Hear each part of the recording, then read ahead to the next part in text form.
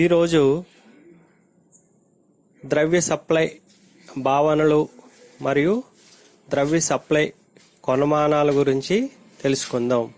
Measures of money supply గురించి తెలుసుకుందాం. ఏ నిర్దేశించిన కాలం దగ్గరైన ఆర్థిక వ్యవస్థలోని మొత్తం ద్రవ్యమును ద్రవ్య సప్లై అంటారు. ద్రవ్య సప్లైలోని అంతర్భాగాలు ఏమిటనేది ఏ ద్రవ్య ఆస్తులను ద్రవ్య సప్లైలో చేర్చాలి అనే విషయంపై ఆధారపడి ఉంటుంది. ద్రవ్యంగా చలామణి అవుతున్న ఆస్తులనే కాకుండా సమీప ద్రవ్యాలను కూడా ద్రవ్య సప్లైలో చేర్చాలని చాలామంది ఆర్థికవేత్తలు పేర్కొన్నారు. ఎందుచేతనంటే సమీప ద్రవ్యాలను సులభంగా ద్రవ్యంగా మార్చవచ్చును. తద్వారా ద్రవ్య సప్లై మారుతుంది. ద్రవ్య సప్లైను అధ్యయనం చేయటం ముఖ్యంగా ద్రవ్య విధానం ద్వారా ఆర్థిక వ్యవస్థలోని అవసరమైన మార్పులను తీసుకొని రావడానికి. కాబట్టి సులభంగా తక్కువ వ్యవధిలోనే ద్రవ్య సప్లైలో మార్పులు తీసుకొని వచ్చే సమీప ద్రవ్యాలన్నిటినీ ద్రవ్య సప్లైలో చేర్చాలి. అయితే ఏ సమీప ద్రవ్యాలను ద్రవ్య సప్లైలో చేర్చాలి, వాటి ద్రవ్య సప్లైలో చేర్చి ద్రవ్య సప్లైని ఎలా గణన చేయాలి అనే విషయంపై వేరువేరు ఉద్దేశాలు కలవు. వాటికి ఫలితంగా ద్రవ్య సప్లై అధ్యయనం చేసే వేరువేరు పద్ధతులు ఉద్భవించాయి. వాటిలో ముఖ్యమైనవి సాంప్రదాయ పద్ధతి, చికాగో స్కూల్ పద్ధతి, రిజర్వ్ బ్యాంక్ ఆఫ్ ఇండియా పద్ధతి. ద్రవ్య సప్లైను అధ్యయనం చేసే ఈ వేరువేరు పద్ధతులను గూర్చి తెలుసుకొని ఈ పద్ధతుల ప్రకారం ద్రవ్య సప్లైలోని అంతర్భాగాలు ఏమిటో తెలుసుకుందాం. 1. సాంప్రదాయ పద్ధతి. సాంప్రదాయ పద్ధతి ద్రవ్య నిర్వహిస్తున్న విధులలో వినిమయ మాధ్యంకు ఎక్కువ ప్రాముఖ్యతనిచ్చి కరెన్సీ, డిమాండ్ డిపాజిట్లు మాత్రమే ద్రవ్యంగా పరిగణిస్తూ ద్రవ్య సప్లైను నిర్వచించారు. ఈ పద్ధతి ప్రకారం ఏ నిర్దేశించిన కాలం వద్దనైనా కరెన్సీ, డిమాండ్ డిపాజిట్ల మొత్తమే ద్రవ్య సప్లై అవుతుంది. కాబట్టి ద్రవ్య supply equal to currency plus demand డిపాజిట్లు. ఇలా నిర్వచించబడిన ద్రవ్య సప్లైలోని అంతర్భాగాలు కరెన్సీ మరియు డిమాండ్ డిపాజిట్లు. ద్రవ్య సప్లై ఇలా కరెన్సీ, డిమాండ్ డిపాజిట్లు మొత్తంగా నిర్వచించిన నిర్వచనమును ద్రవ్య సప్లైని అనుసరించి చాలా సంకుచితమైన నిర్వచనం అంటారు. 2. చికాగో స్కూల్ పద్ధతి. చికాగో విశ్వవిద్యాలయంలోని ద్రవ్య ఆర్థికవేత్తలు మిల్టన్ ఫ్రీడ్మెన్ ఆధ్వర్యంలో ద్రవ్య సప్లై కరెన్సీ, డిమాండ్ డిపాజిట్లు మాత్రమే చేర్చడం ద్రవ్య విధానం దృష్ట్యా సరిపోదు. ద్రవ్యానికున్న సంపూర్ణ ప్రత్యామ్నాయాలన్నిటినీ ద్రవ్య సప్లైలో చేర్చాలన్న దృక్పథాన్ని వెలబుచ్చారు. వీరు టైం డిపాజిట్లను ద్రవ్యానికున్న సంపూర్ణ ప్రత్యామ్నాయంగా పరిగణించి వాటిని కూడా ద్రవ్య సప్లైలో చేరుస్తూ ద్రవ్య సప్లైని నిర్వచించారు. ఈ నిర్వచనం ప్రకారం ఏ నిర్దేశించిన కాలం వద్దనైనా ఆర్థిక వ్యవస్థలో కరెన్సీ, డిమాండ్ డిపాజిట్లు మరియు టైం డిపాజిట్ల మొత్తం ద్రవ్య సప్లై అవుతుంది. కాబట్టి ద్రవ్య supply equal to currency plus demand డిపాజిట్లు ప్లస్ టైం డిపాజిట్లు. ద్రవ్య సప్లైను ఇలా కరెన్సీ, డిమాండ్ డిపాజిట్లు మరియు టైం డిపాజిట్ల మొత్తంగా నిర్వచించడం చికాగో స్కూల్ పద్ధతి అని పేరుగాంచింది. ఈ పద్ధతి ప్రకారం ద్రవ్య సప్లైలో అంతర్భాగాలు కరెన్సీ, డిమాండ్ డిపాజిట్లు మరియు టైం డిపాజిట్లు. గుర్లే మరియు షా నిర్వచనం. కరెన్సీ, డిమాండ్ డిపాజిట్లు, టైం డిపాజిట్లతో పాటుగా బ్యాంకేతర మధ్యవర్తుల అప్పులు, బ్యాంకుల పొదుపు డిపాజిట్లు, బాండ్లు కూడా ద్రవ్య సప్లైలో చేర్చారు. రాడ్ క్లిఫ్ కమిటీ నిర్వచనం. దీనిని ద్రవ్యత్వ పద్ధతి అందురు. దీనిలో కరెన్సీ, అన్ని రకాల బ్యాంక్ డిపాజిట్లు, పోస్టాఫీస్ వద్ద డిపాజిట్లు, సమీప ద్రవ్య నిల్వలు, ప్రజలకు అందుబాటులో ఉన్న రుణ సౌకర్యాలను కూడా ద్రవ్య సప్లైలోకి చేర్చారు. రిజర్వ్ బ్యాంక్ ఆఫ్ ఇండియా పద్ధతి. ద్రవ్య సప్లైని అధ్యయనం చేయుటకు భారత ప్రభుత్వం ఏర్పరిచిన ద్వితీయ కార్యాచరణ సంఘం ద్రవ్య సప్లైను ఆర్థిక మరియు విధాన నియంత్రణ చలనరాశిగా పరిగణించి వీటిని విశ్లేషణ చేయుటకు ఒక ద్రవ్య సప్లై కొలమానం సరిపోదు అనే ఉద్దేశంతో 4 ద్రవ్య సప్లై కొలమానాలను ప్రవేశపెట్టారు. వీటినే M1, M2, M3, M4 అని అంటారు. ఇవి క్రింద విధంగా నిర్వచించబడింది. M1 ఈక్వల్ టు ప్రజల దగ్గరున్న కరెన్సీ ప్లస్ వాణిజ్య బ్యాంకులు, సహకార బ్యాంకుల దగ్గర డిపాజిట్లు plus reserve bank of India దగ్గర ఉన్న ఇతర డిపాజిట్లు. రిజర్వ్ బ్యాంక్ ఆఫ్ ఇండియా దగ్గర ఉన్న ఇతర డిపాజిట్లలో చేరేవి ఏమిటంటే ఉమ్మడి ప్రభుత్వ సంస్థల డిపాజిట్లు, ఆర్బీఐ ఉద్యోగుల సహకార పరపతి సంఘ డిమాండ్ మరియు IMF అకౌంట్ నెంబర్ 2లోని మిగులు. M2 equal to M1 plus తపాలా ఆఫీస్ సేవింగ్ బ్యాంక్ దగ్గర ఉన్న పొదుపు డిపాజిట్లు. M3 equal to M1 plus వాణిజ్య బ్యాంకులు, సహకార బ్యాంకుల దగ్గరున్న టైం డిపాజిట్లు. M4 equal to M3 plus తపాలా ఆఫీస్ సేవింగ్ బ్యాంక్ దగ్గర ఉన్న మొత్తం డిపాజిట్లు. ఈ M1, M2, M3, M4 భావన సారూప్యత పరిశీలిస్తే ఈ క్రింది విషయాలు తెలుస్తాయి. M1 సాంప్రదాయిక పద్ధతిలో నిర్వచింపబడిన ద్రవ్య సప్లై కొలమానమునకు సమానం. దీనిలో అంతర్భాగాలుగా ప్రజల వద్దనున్న కరెన్సీ మరియు బ్యాంక్ దగ్గరున్న డిమాండ్ డిపాజిట్లు, తపాలా ఆఫీస్ పొదుపు బ్యాంకులోని పొదుపు డిపాజిట్లు డిమాండ్ డిపాజిట్ల కంటే తక్కువ ద్రవ్యత్వంను, టైం డిపాజిట్ల కంటే ఎక్కువ ద్రవ్యత్వాన్ని కలిగి ఉంటాయి. కాబట్టి M2ను ఇటు భావన సారూప్యతకును అటు నిర్వహణ సౌలభ్యతకును సరిపోయేటట్లు M1కి M3కి మధ్య తరహా నిర్వచించారు. M2లో అంతర్భాగాలుగా కరెన్సీ, బ్యాంకుల దగ్గరున్న డిమాండ్ డిపాజిట్లు మరియు తపాలా ఆఫీస్ పొదుపు బ్యాంకుల దగ్గరున్న పొదుపు డిపాజిట్లు. M3 చికాగో స్కూల్ పద్ధతి ప్రకారం నిర్వచింపబడిన ద్రవ్య సప్లై కొలమానముకు సమానం. దీనిలో అంతర్భాగాలు ప్రజల వద్దనున్న కరెన్సీ, బ్యాంకుల వద్దనున్న డిమాండ్ డిపాజిట్లు మరియు టైం డిపాజిట్లు. M4 సమిష్టి ద్రవ్య వనరులు తెలియజేస్తుంది. దీనిలో అంతర్భాగాలుగా ప్రజల దగ్గరున్న కరెన్సీ, బ్యాంకుల దగ్గరున్న డిమాండ్ డిపాజిట్లు మరియు టైం డిపాజిట్లు మరియు తపాలా ఆఫీస్ సేవింగ్ బ్యాంక్ దగ్గరున్న అన్ని రకాలైన డిపాజిట్లు. భారతదేశంలో ద్రవ్య సప్లై 1967-68 వరకు ఒకే ద్రవ్య సప్లై కొలమానాన్ని ప్రకటించేవారు. M1 equal to C plus DD. 1968 తర్వాత సమిష్టి ద్రవ్య వనరులు అనే కొలమానాన్ని కూడా ప్రకటిస్తుంది. దీనిలో టైం డిపాజిట్ చేర్చడం జరిగింది. M equal to C plus DD plus TD. 1977 నుంచి RBI 4 రకాల ద్రవ్య సప్లై కొలమానాలను ప్రకటించింది. M1, M2, M3, M4.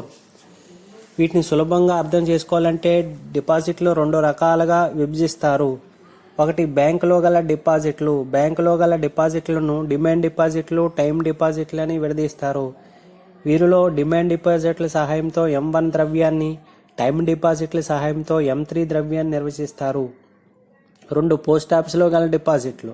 Post ఆఫీసులో గల డిపాజిట్లను A పొదుపు డిపాజిట్లు, B మొత్తం డిపాజిట్లు అని 2 రకాలుగా విడదీస్తారు. వీనిలో పొదుపు డిపాజిట్ల సహాయంతో M2 ద్రవ్యాన్ని, మొత్తం డిపాజిట్ల సహాయంతో M4 ద్రవ్యాన్ని నిర్వచిస్తారు.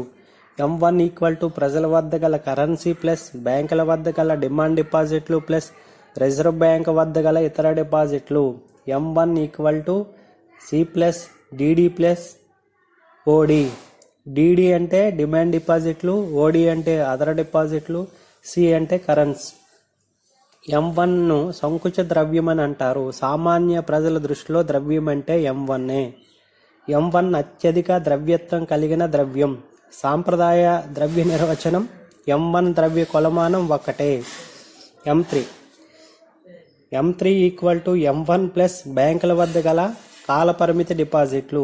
M3 equal to M1 plus TD. M3ని విశాల ద్రవ్యము కొలమానం అంటారు. M3 equal to M1 plus బ్యాంకుల వద్ద గల కాలపరిమితి డిపాజిట్లు. M3 equal to M1 plus TD. M3ని విశాల ద్రవ్య కొలమానం అంటారు. దీనినే సమిష్టి ద్రవ్య వనరులు అంటారు.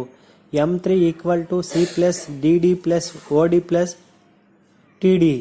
C అంటే కరెన్సీ, DD అంటే డిమాండ్ డిపాజిట్లు, OD అంటే అదర్ డిపాజిట్లు, TD అంటే టైం డిపాజిట్లు. M3 equal to M1 plus TD. Chicago ఆర్థికవేత్తల ద్రవ్య నిర్వచనం M3 ద్రవ్య కొలమానం ఒక్కటే. M2 M4 పోస్టాఫీసు వద్ద గల డిపాజిట్లను లెక్కలోకి తీసుకొని ద్రవ్యాన్ని నిర్వచిస్తే M2 M4 ద్రవ్యాన్ని వస్తాయి. M2 = M1 ప్లస్ పోస్టాఫీసు వద్ద గల పొదుపు డిపాజిట్లు. M4 = M3 ప్లస్ పోస్టాఫీసులో గల మొత్తం డిపాజిట్లు. ఈ M1 అత్యధిక ద్రవ్యత్వం కలిగినది కాక M4 అల్ప ద్రవ్యత్వం కలిగినది. పరిమాణంలో M4 అధికంగాను M1 అల్పంగాను ఉంటుంది. RBI వద్ద ఇతర డిపాజిట్లు అంటే క్వాజీ ప్రభుత్వ సంస్థల డిపాజిట్లు, IMF అకౌంట్ నెంబర్ 2లో మిగులు, RBI ఉద్యోగుల సహకార పరపతి సంఘం డిపాజిట్లు. విశాల ద్రవ్యం M3లో భాగమై సంకుచితమైన ద్రవ్యం M1 వాటా 1990-91లో 35% కాగా 2006-2007 నాటికి 29% క్షీణించింది. అనగా బ్యాంకులు కాలపరిమితి డిపాజిట్లు పెంచుతూ వస్తున్నాయి. M1 M2 మధ్య తేడా పోస్టాఫీసులో పొదుపు డిపాజిట్లు. M1 M3లకు మధ్య తేడా వాణిజ్య బ్యాంకుల వద్ద గల టైం డిపాజిట్లు. M1 M4 మధ్య తేడా టైం డిపాజిట్లు మరియు పోస్టాఫీసులో మొత్తం డిపాజిట్లు. M2 M3కి మధ్య తేడా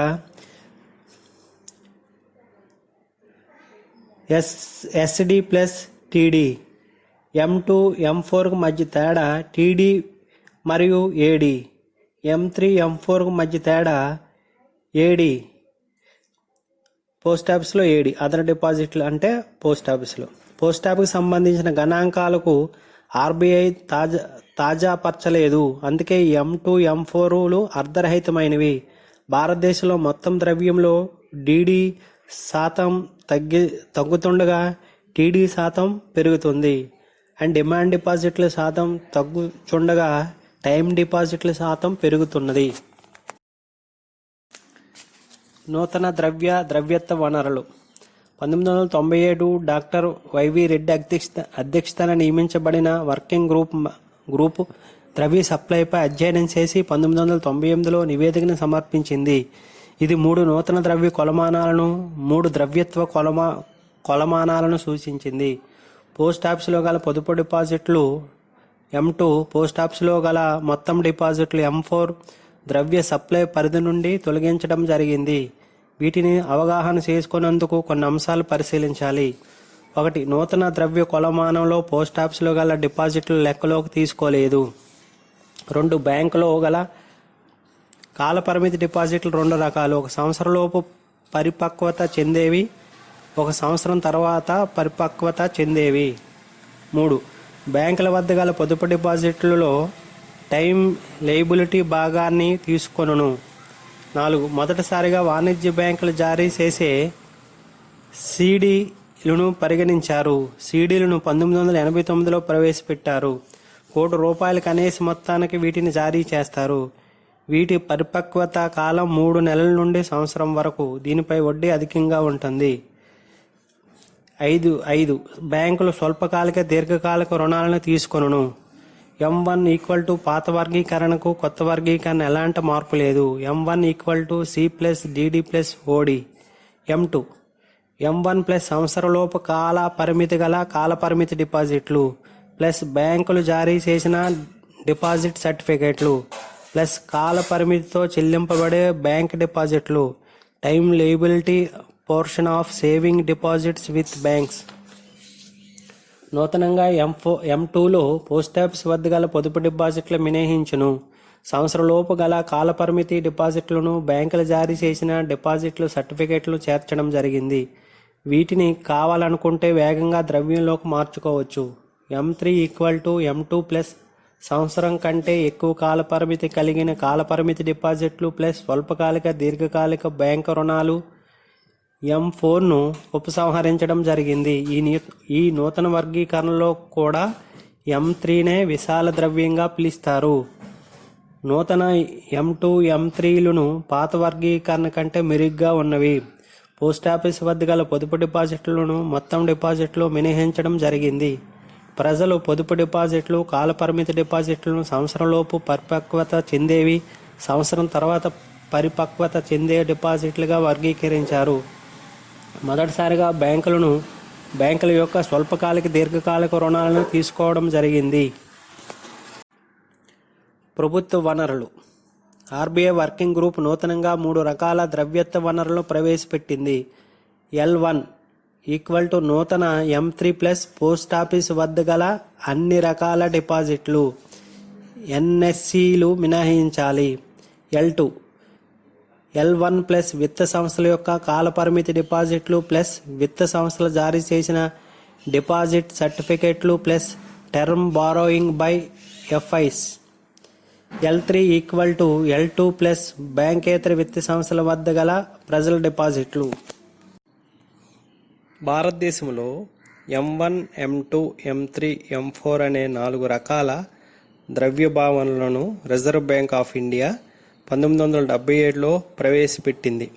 1997లో వైవి రెడ్డి అధ్యక్షతన కమిటీని ద్రవ్య సప్లై మీద నియమించడం జరిగింది. ఈ కమిటీ 3 ద్రవ్యత్వ కొలమానాలను సూచించింది. M1 మనీ, నేరో మనీ లేదా సంకుచిత మనీ అని అంటారు. భారతదేశంలో ద్రవ్యం అనగా M1 మనీ. M1 మనీకి ద్రవ్యత్వం ఎక్కువగా ఉంటుంది. ద్రవ్యత్వ విషయాన్ని పరిశీలిస్తే మొదటి స్థానంలో M1 మనీ, రెండవ స్థానంలో M3 మనీ, మూడవ స్థానంలో M2 మనీ మరియు చివరి స్థానంలో M4 మనీ. M3 మనీ విశాల ద్రవ్యము లేదా బ్రాడ్ మనీ అని అంటారు. భారత రిజర్వ్ బ్యాంక్ ప్రతిపాదించే 4 రకాల భావనలలో ముఖ్యమైనది మొదటి రకమైన M1 మనీ మరియు మూడవ రకమైన M3 మనీ. వైవి సూచించిన ద్రవ్య భావనలను నూతన ద్రవ్యత్వ భావనలు అంటారు. నూతన ద్రవ్యత్వ భావనలు L1, L2, L3. L1 = M3+ పోస్టాఫీసులో నేషనల్ సేవింగ్స్ మినహాయించి మిగతా అన్ని రకాల డిపాజిట్లు. L2 = L1+ దీర్ఘకాలిక రుణాలు, విత్త సంస్థల కాలపరిమితి రుణాలు ప్లస్ విత్త సంస్థల డిపాజిట్ సర్టిఫికేట్స్. L3 = L2+ బ్యాంకేతర విత్త సంస్థల దగ్గర ఉన్న ప్రజల డిపాజిట్లు. భారతదేశంలో ద్రవ్య సరఫరా పట్టికను పరిశీలించినట్లయితే క్రమ సంఖ్యల 1లో మొట్టమొదటి ద్రవ్య సమిష్టి ఒరిజినల్ క్యాలిక్యులేషన్ చూసినట్లయితే M1 = కరెన్సీ ప్లస్ డిమాండ్ డిపాజిట్లు ప్లస్ ఇతర డిపాజిట్లు. సవరించిన ద్రవ్య సమిష్టిలో చూసినట్లయితే రివైజ్డ్ క్యాలిక్యులేషన్ చూసినట్లయితే M1 = కరెన్సీ ప్లస్ డిమాండ్ డిపాజిట్లు ప్లస్ ఇతర డిపాజిట్లు. నూతన ద్రవ్య సమిష్టిలో చూసినట్లయితే లిక్విడిటీ అగ్రిగేట్లో చూసినట్లయితే L1 = నూతన M3+ NSC మినహాయించి ఇతర తపాలా ఆఫీసులో ఉండే అన్ని రకాల డిపాజిట్లు. క్రమ సంఖ్య 2లో చూసినట్లయితే ఒరిజినల్ క్యాలిక్యులేషన్లో M2 = M1+ పోస్టాఫీస్ పొదుపు ఖాతాలో ఉండే పొదుపు డిపాజిట్లు. రివైజ్డ్ క్యాలిక్యులేషన్లో చూసినట్లయితే M2 = M1+ కాల పరిమితితో చెల్లింపబడే బ్యాంక్ పొదుపు డిపాజిట్లు ప్లస్ బ్యాంకులు జారీ చేసే డిమాండ్ సర్టిఫికెట్లు ప్లస్ 1 సంవత్సరంలో చెల్లించబడే కాల పరిమిత డిపాజిట్లు. లిక్విడిటీ అగ్రిగేట్లో చూసినట్లయితే నూతన ద్రవ్య సమిష్టిలో చూసినట్లయితే L2 = L1+ దీర్ఘకాలిక రుణాలను విత్త సంస్థలు కాల పరిమిత రుణాలు ప్లస్ విత్త సంస్థలు మంజూరు చేసిన డిపాజిట్ సర్టిఫికెట్లు. క్రమ సంఖ్య 3లో చూసినట్లయితే M3 = M2+ కాల పరిమితి డిపాజిట్లు. రివైజ్డ్ క్యాలిక్యులేషన్ చూసినట్లయితే M3 = M1+ 1 సంవత్సరం కంటే ఎక్కువ కాల పరిమితి డిపాజిట్లు ప్లస్ అతి స్వల్పకాలిక దీర్ఘకాలిక బ్యాంక్ రుణాలు. లిక్విడిటీ అగ్రిగేట్లో లేదా నూతన ద్రవ్య సమిష్టిలో చూసినట్లయితే L3 = L2+ public deposits of NBFC non banking finance కార్పొరేషన్లో ఉన్న ప్రజల డిపాజిట్లు. క్రమ సంఖ్య 4లో చూసినట్లయితే M4 = M3+ పోస్ట్ ఆఫీస్. సవరించిన ద్రవ్య సమీక్షలో చూసినట్లయితే, రివైజ్డ్ క్యాలిక్యులేషన్ చూసినట్లయితే M4 ఈక్వల్ టు ప్రస్తుతం తొలగించబడింది. దీనిని ప్రస్తుతం తొలగించడం జరిగింది.